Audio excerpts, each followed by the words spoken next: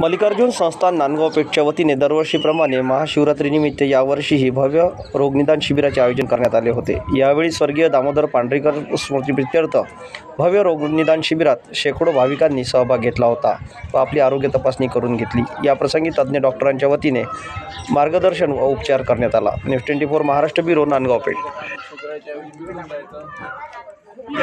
श्री दामोदर बौद्धिशीय संस्था श्री मल्लिकार्जुन संस्थान नांदगाव पेठ आणि शंभाजी संस्थान हॉस्पिटल अमरावती यांच्या संयुक्त विद्यमाने दरवर्षीप्रमाणे श्री स्वर्गीय डॉक्टर दामोदर पांढरीकर यांच्या स्मृतिप्रित्यर्थ नांदगाव पेठ येथे हे 29वे शिबिर आज आयोजित केलेले आहे। गेले 29 वर्ष अविरतपणे अव्याहतपणे हे शिबिर सुरू आहे। स्वर्गीय डॉक्टर दामोदर पांढरीकर यांच्या स्मृतिप्रित्यर्थ।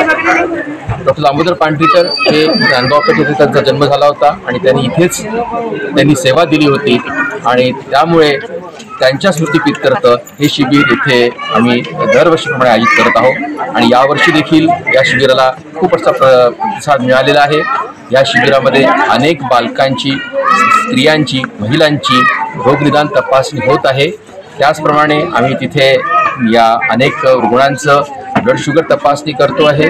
तसंच त्यांचं काही मुलांचं देखील आम्ही ब्लड ग्रुप तपासणी करतो आहे आणि ज्यांना जी तपासण्या लागतील त्यांच्या तपासण्या आम्ही अंबाजी संस्थान हॉस्पिटल येथे त्यांना बोलवणार आहोत आणि त्या तपासण्या आम्ही अल्पदरात किंवा मुफ्त आपण करून देणार आहोत। इथे येणाऱ्या सर्व रुग्णांची तपासणी ते तज्ञ डॉक्टर करत आहेत।